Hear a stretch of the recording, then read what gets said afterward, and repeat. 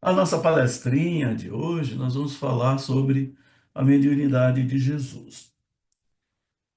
E a bibliografia, nós vamos buscar aí no Evangelho segundo o Espiritismo, no capítulo 6, o item 7, e a mediunidade de Jesus, citada por Eurípides Barçanufo. E todos esses ensinamentos, eles se encontram nesta vasta literatura deixada por Chico Xavier e outros, que enfocam realmente o entendimento, a explicação e a compreensão da terceira revelação prometida por Jesus, né? Que é o Espiritismo. E a frase de hoje seria essa: Se me amam, guardem meus mandamentos.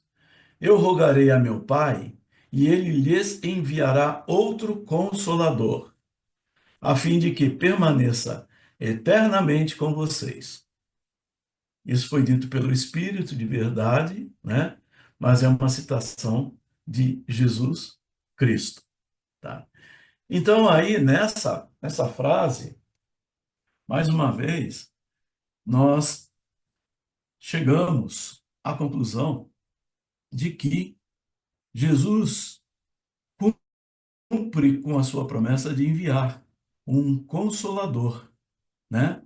E esse consolador para que ele permaneça eternamente com todos nós. E isso envolve ou exige que nós acessemos a esse consolador, que é a doutrina espírita, que nós possamos sempre nos referenciar por essas literaturas edificantes que o Espiritismo, que a doutrina espírita nos apresenta. Então vamos lá.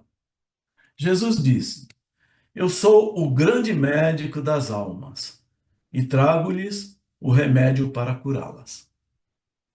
Os fracos, os sofredores e os enfermos são meus filhos diletos e venho salvá-los. Então, Jesus disse essa frase e ele complementa: Venham então a mim, vocês todos que sofrem e estão sobrecarregados, e serão aliviados e consolados. Não busquem em outro lugar a força e a consolação, porque o mundo é incapaz de dá-las. Então, só nessa frase, nós, se formos analisar e aprofundar na mensagem que Jesus nos manda, ele está dizendo para que nós olhemos para as coisas do céu e menos para as coisas da terra, como já foi dito em outros momentos, né, em outras palestras, tá? Então, a todos aqueles, ou todos nós, quando buscamos Jesus, quando buscamos aos seus ensinamentos, a colocar em prática na nossa vivência cristã, todas as nossas cargas, as nossas agruras, elas se reduzem ou acabam. E aí nós somos, através disso, consolados. Então não adianta buscar esse consolo nas coisas da terra, porque elas são efêmeras e as coisas do céu são efetivas, né? Jesus inicia dizendo, então, ser o médico das almas e que vem trazer o remédio que nos há de curar. É o que ele cita naquela frase. Então, desta forma, podemos concluir que a enfermidade a que se refere é espiritual. Então, quando Jesus se refere, né, quando ele diz que ele é o médico das almas, ele está dizendo que através da espiritualidade nós podemos nos curar, mesmo nas enfermidades do nosso corpo físico, tá? Por quê? Porque Jesus se refere à enfermidade espiritual. É aquela que, se nós estivermos acometidos dessas enfermidades espirituais, nós certamente não vamos conseguir estar fisicamente bem. Assim, as compensações materiais, prazeres, posses e tudo que se relaciona não são capazes de tratar essa enfermidade, tá? Tudo que a materialidade nos traz, ela não é capaz de tratar as enfermidades espirituais. Por isso diz, o mundo não é capaz de dá-la. O mundo não é capaz de tratar e dirimir as enfermidades espirituais. A cura, portanto, do espírito resume-se na transformação de seus vícios morais, centralizados no orgulho e no egoísmo. Nas virtudes da humildade e caridade, resume-se a doutrina de Jesus. Então, fica uma pergunta: por que Jesus promete alívio aos que sofrem e não a cura do sofrimento? Né? Por que ele promete alívio, tá? E não promete a cura do sofrimento? Nós que estudamos a doutrina espírita, eu acho que nós já sabemos essa resposta, né? Mas vamos em frente. Então, lembremos então, na resposta, a lei de justiça, amor e caridade. Ele representa a personificação do entendimento e da brandura. Não critica, não condena, não desdenha de nossas dores. Encontramos nele sempre um ponto de compreensão. Então, só para dar uma clareada nesta resposta, nós sabemos que nós estamos aqui para passar por experiências, mundo de provas e de expiações, certo? Então, através da nossa fé, da nossa crença, tá? Os nossos sofrimentos, as nossas provas, elas são aliviadas, mas elas não podem ser eliminadas, porque elas são necessárias para o nosso processo evolutivo, né? Então lembra aquela historinha do cara, daquela turma que cada um carregando a sua cruz, e aí aquele que estava sentindo que a cruz estava muito pesada, ele pede: "Ah, Deus, alivia esse peso e tal". Aí vem um anjinho e corta um pedacinho da cruz. Aí depois, quando chega no precipício, todos conseguem jogar a cruz, colocar a cruz e passar sobre ela e passando por outro lado. E ele, como está com a cruzinha mais curta, ele não consegue fazer. Tá? Então, Jesus nos promete alívio aos que sofrem, tá?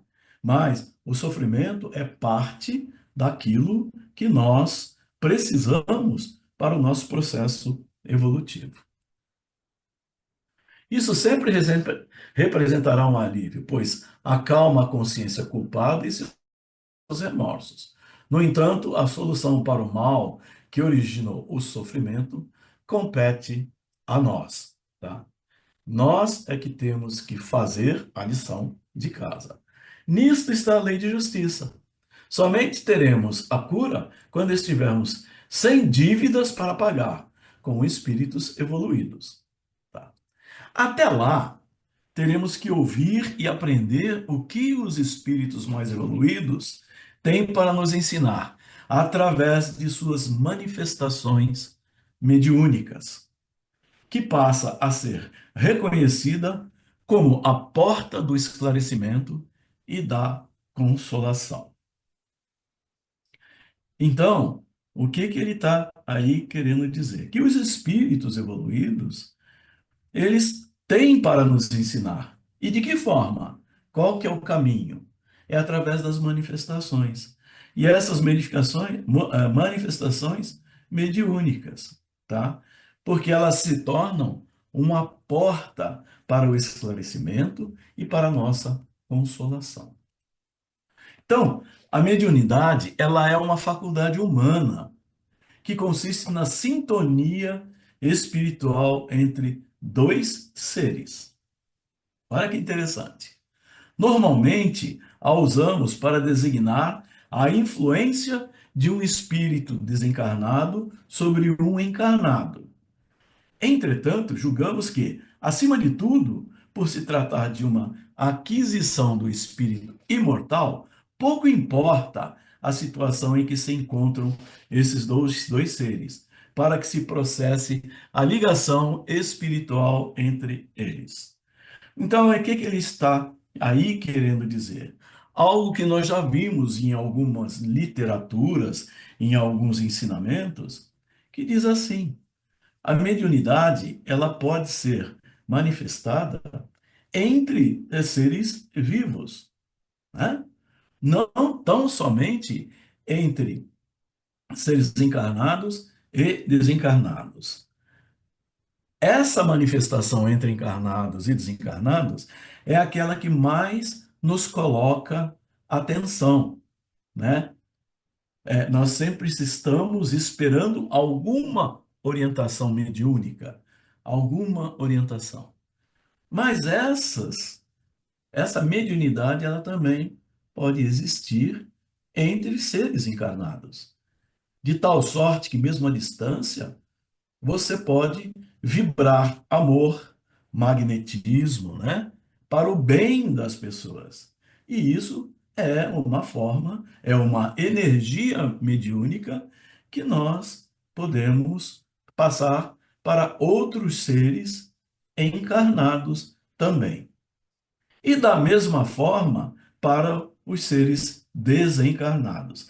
Assim como nós recebemos através da benignidade, influências dos espíritos, nós podemos também conversar com esses espíritos. E nós fazemos isso através das nossas preces, das nossas orações, daqueles momentos em que nós buscamos conversar ou nos elevarmos a Deus, a Jesus, à espiritualidade. Então, é até comum que ataques ao espiritismo ocorram por conta desse dom, né? Muito se agride, né? Muito se faz, né? Existe até no passado aí a história com relação às bruxas, que chamavam elas de bruxas porque eram dotadas de algum mal, né? Mas não, se formos estudar isso profundamente, era uma interpretação errada, né? Que ocorria com relação a esses dons espirituais. Como se ela viesse a acontecer exclusivamente em nosso meio espírita, né? Então, ataca-se às vezes, critica-se às vezes o espiritismo, não importa a vertente, né? Se é espiritismo chamado de mesa branca, se é candomblé, seja lá o que for. Mas normalmente, às vezes se ataca, né, o espiritismo. Mas isso é uma prática, ou melhor dizendo, é um dom de todo ser humano. Então, ledo engano, pois, conforme já o dissemos, é uma faculdade humana. E assim sendo, todos a possuem, variando apenas quanto ao seu grau. Então, como os ensinamentos espíritas, os livros, as leituras espíritas nos dizem, todos nós somos médiums, tá? Com características distintas. E o que varia é o grau de evolução, tá? Em que nível que nós estamos, tá? Em que nível que nós nos encontramos. Mas essa é uma faculdade humana. Então, os detratores, né, querem, por todos os meios, fazer com que as pessoas acreditem que isso é uma coisa nova. Mas podemos provar que a mediunidade não é coisa nova e que até mesmo Jesus dela pôde nos dar notícias, né? Então, se isso é uma faculdade humana, então, desde que o homem existe, desde que existe humanidade, existe mediunidade. Só que o seu grau de evolução, seu grau, né, de elevação, vai depender muito de cada um. Então, vamos ver a seguir. Uma manifestação mediúnica, só dando como um exemplo. Um fato que reputamos como de inquestionável ocorrência da mediunidade aconteceu logo depois da morte de Jesus, quando os discípulos reunidos receberam como línguas de fogo, né? E começaram a falar em várias línguas, de tal sorte que, apesar da heterogeneidade do povo que os ouvia, cada um entendia o que falavam em sua própria língua. Fato extraordinário registrado no livro Atos dos Apóstolos. Então, como é que aqueles apóstolos, discípulos, poderiam de um momento para o outro começar a falar em vários idiomas, tá? Então, aquilo é uma manifestação, foi uma manifestação mediúnica, porque ali era necessário que todos se fizessem entender pela mensagem que estava sendo transmitida, tá?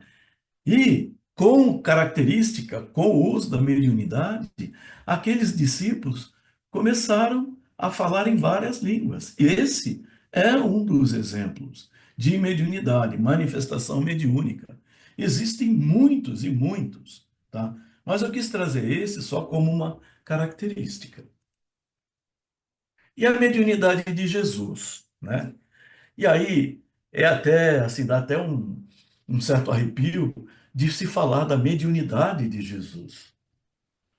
Jesus, o Filho de Deus, o Ser Supremo, Jesus em toda a sua perfeição e seu amor, Jesus era um médium de altíssimo nível, de altíssima evolução, né? E aí, ó, quem hoje ironiza a mediunidade em nome do Cristo, esquece-se naturalmente de que Jesus foi quem mais a honrou neste mundo. Jesus foi quem mais honrou a mediunidade neste mundo, erguendo-a ao mais alto nível de aprimoramento e revelação, para assim alicerçar a sua eterna doutrina entre os homens.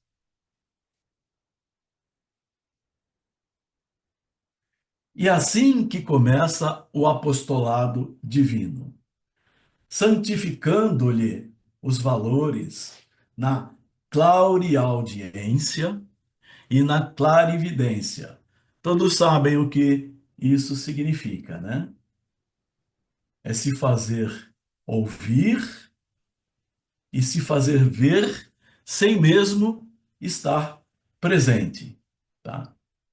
O autor desse texto, vocês vão ver no final, que é Eurípides Barçanufo, ele conseguia usar a clareaudiência e a clarividência. Então, essas características, tá, foram manifestadas entre Maria e Isabel, José e Zacarias, Ana e Simeão, no estabelecimento da Boa Nova.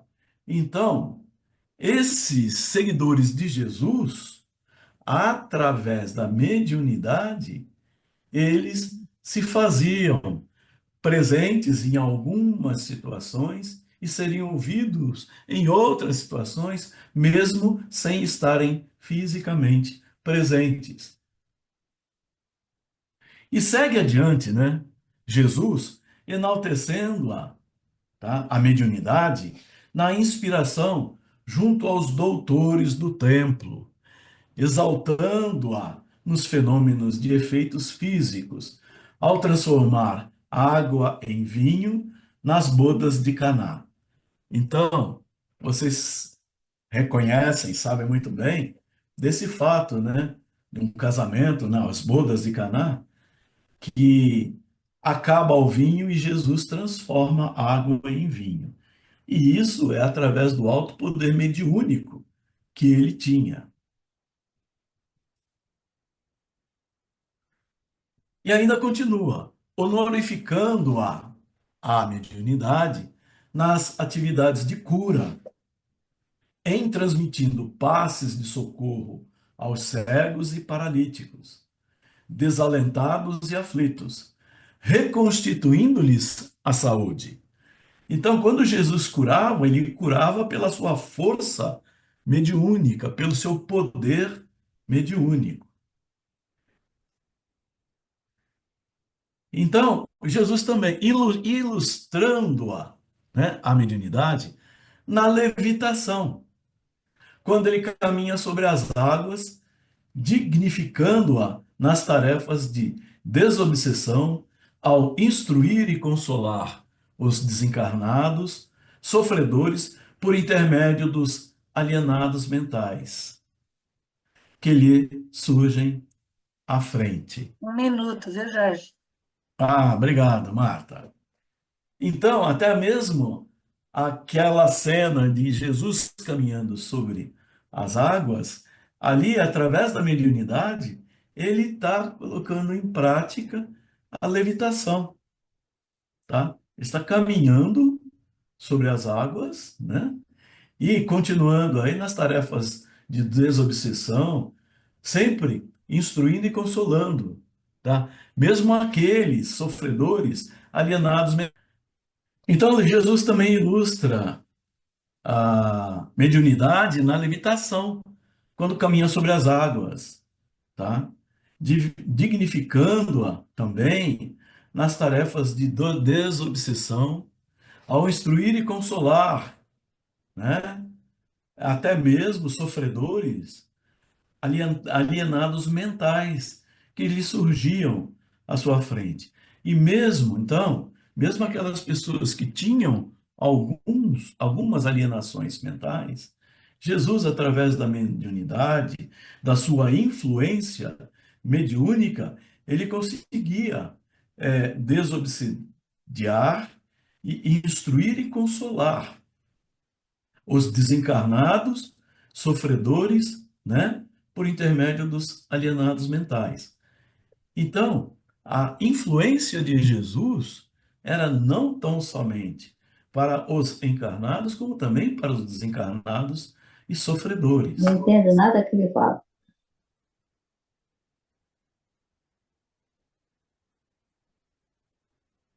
Jesus também demonstrava a sua mediunidade glorificando-a na materialização, em se transfigurando ao lado de espíritos radiantes, no cimo, no topo do Monte Tabor, e elevando-a sempre no magnetismo sublimado, seja aliviando os enfermos, como a simples presença, revitalizando corpos cadaverizados, multiplicando pães e peixes para a turba faminta, ou então apaziguando as forças da natureza.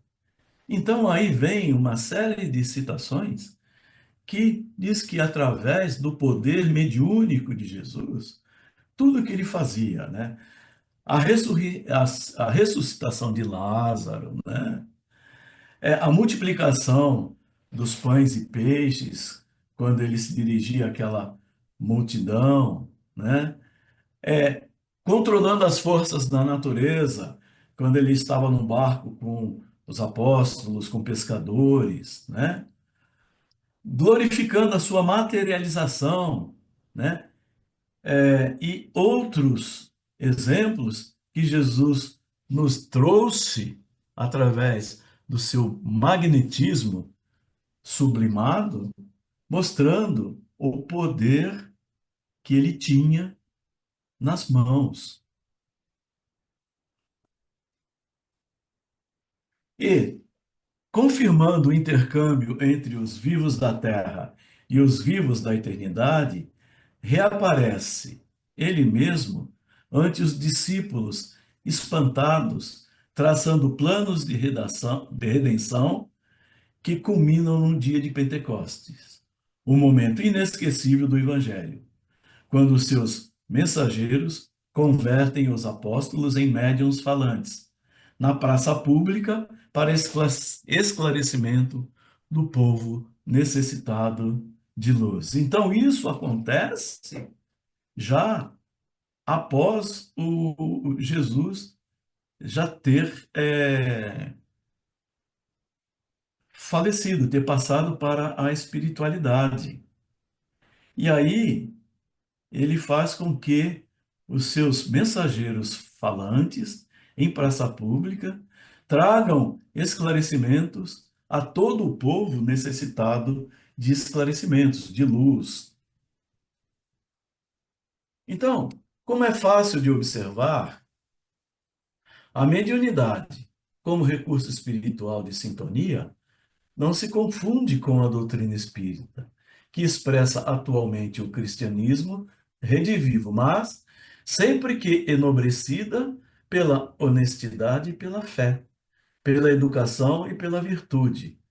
É o veículo respeitável da convicção na sobrevivência do espírito. Então, através da mediunidade, nós podemos ter a prova da existência, né, após a vida física, a sobrevivência do espírito. Assim, pois, não nos agastemos contra aqueles que a perseguem através do achincalhe, né? Através das gozações, né? Dos descasos.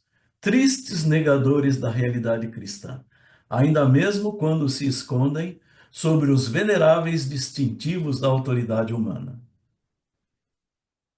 Porquanto os talentos medianímicos estiveram incessantemente nas mãos de Jesus, o nosso divino mestre, que deve ser considerado por todos nós como sendo o excelso médium de Deus.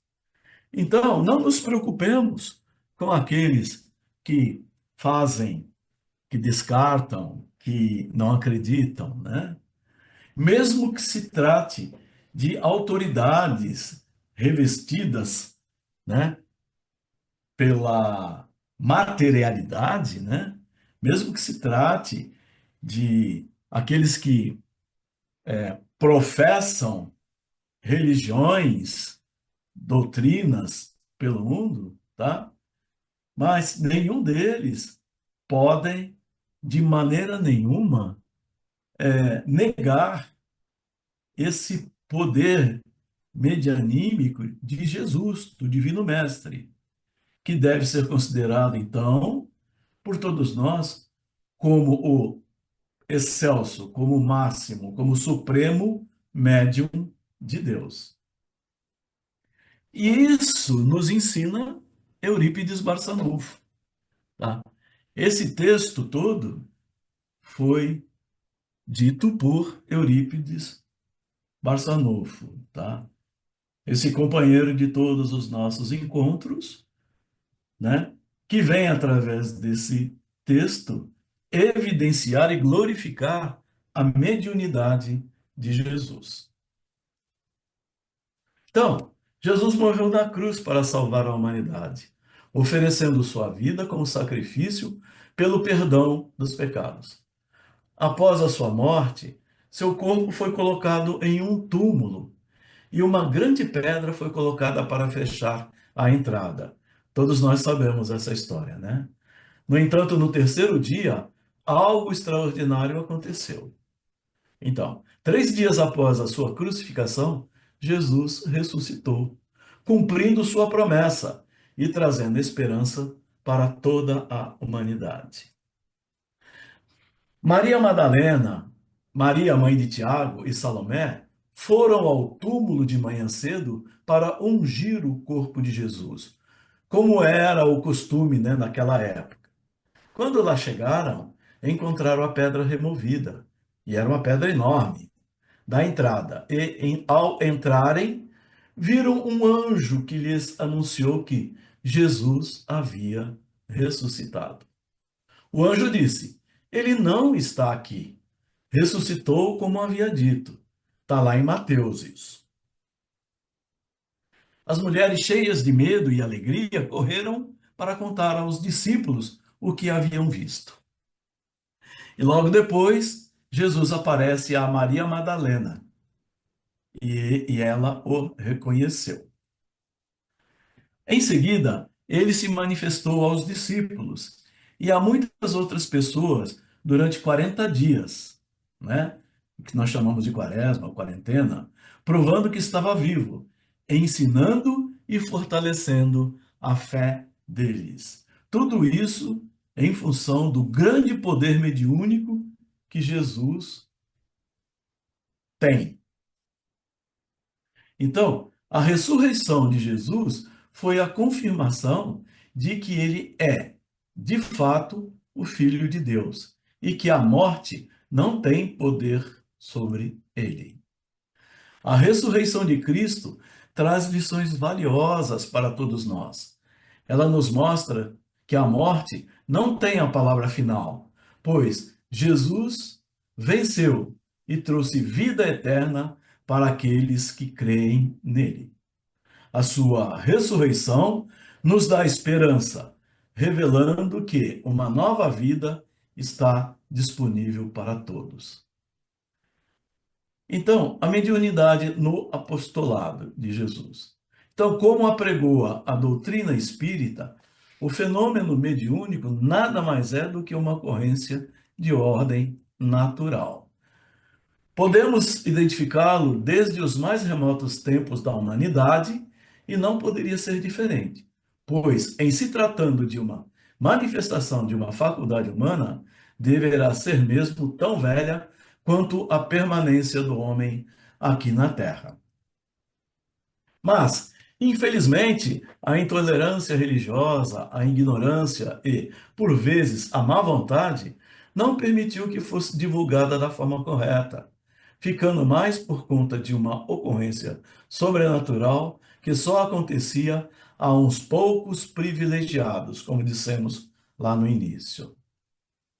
Coube ao Espiritismo a desmistificação desse fenômeno, bem como a sua explicação racional. Kardec nos deixou um legado importantíssimo para todos que possam se interessar pelo assunto, quando lança o Livro dos Médiuns, que recomendamos aos que buscam o conhecimento desta fenomenologia ainda muito incompreendida em nossos dias. Então, aí nós vamos aos simbolismos da Páscoa e o Espiritismo. A Páscoa é sinônimo de renascimento, de renovação, como todos nós sabemos, não é? Foi a ressurreição, o renascimento, a volta à vida de Cristo que nos trouxe a Páscoa, né? É fato dizer que os espíritas não comemoram a Páscoa como os católicos ou judeus.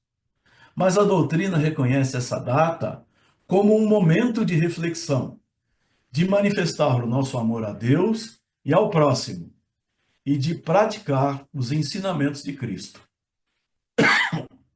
Então, para o Espiritismo, a Páscoa deve acontecer dentro de nós, a cada dia de nossas vidas. Então, nesta data, reflita, ame, medite, tome consciência de seus atos e de seu valor. Vivencie a compaixão e a caridade que ele, Jesus, nos ensinou. Permita então essa renovação, para que ela se repita a cada dia. No fim, vale lembrar que a Páscoa representa a vitória da vida, e no Espiritismo, a vida é definida pelo amor. Então, meus irmãos, que assim seja, graças a Deus, que Jesus, redivivo, né, através do Espiritismo, esteja sempre presente na vida de todos nós.